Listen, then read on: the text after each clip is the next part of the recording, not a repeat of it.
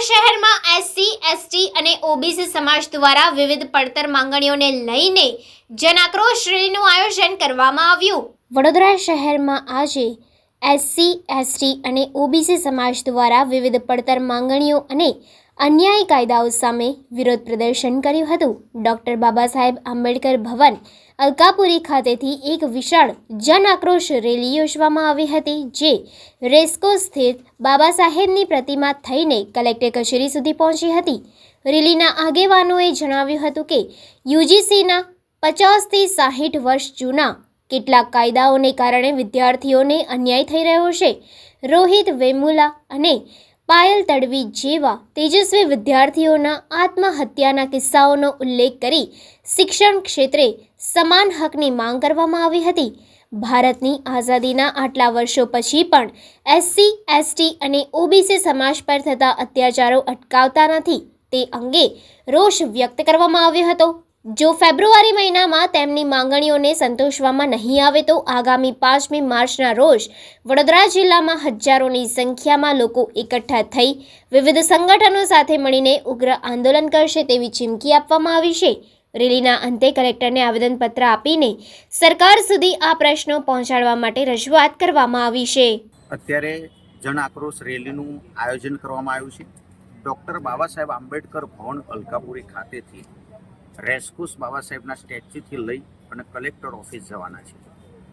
આ આવેદન આપવાનો મતલબ એક જ છે કે યુજીસી જે 50-60 વર્ષથી આ જે ચાલે છે કાયદો, તો રોહિત વેમુલા, પાયલ તડવી જેવા લોકો આત્મહત્યા કરીને મરી ગયા। સરકારે ઓબીસીને જોઈન્ટ કર્યા, દરેક લોકોને, નાગરિકોને, દરેક સ્ટુડન્ટને, દરેક વિદ્યાર્થીઓને સમાન હક મળે, પરંતુ હું સવર્ણ સમાજના લોકોને હું ધન્યવાદ પાઠવું છું કે એ લોકોએ આ જેટલા પણ લોકો એસસી, એસટી અને ઓબીસી છે એને જાતિવાદનું ભૂત ઉતારી દીધું। જ્યારે ભારત દેશની અંદર જાતિ પ્રથા જો નાબૂદ ના થાય તો કશું જ નહીં કરી શકીએ।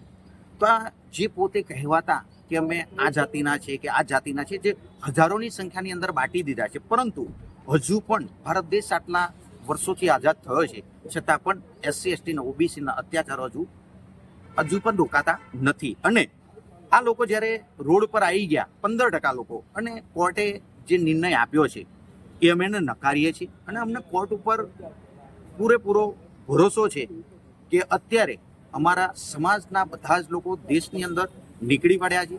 ફેબ્રુઆરી મહિનાની અંદર જો આ યુજીસીનો કાયદો પરફેક્ટ ફરી કરવામાં નહીં આવે અને જે અત્યાચાર બંધ નહીં કરવામાં આવે તો અમે તમારા મીડિયાના માધ્યમથી એટલું જ કહેવા માગીએ છીએ કે આવનાર માર્ચ મહિનાની 5 તારીખે વડોદરા જિલ્લાની અંદર હજારોની જનમેદ સંખ્યાની અંદર અમે લોકો બધા ભેગા થઈને મિટિંગો કરીને હરેક સંગઠનો ભેગા કરીને આનું આંદોલન કરીશું। એટલે આ કલેક્ટર સાહેબને અમે આવેદનપત્ર આપવા જઈએ છીએ।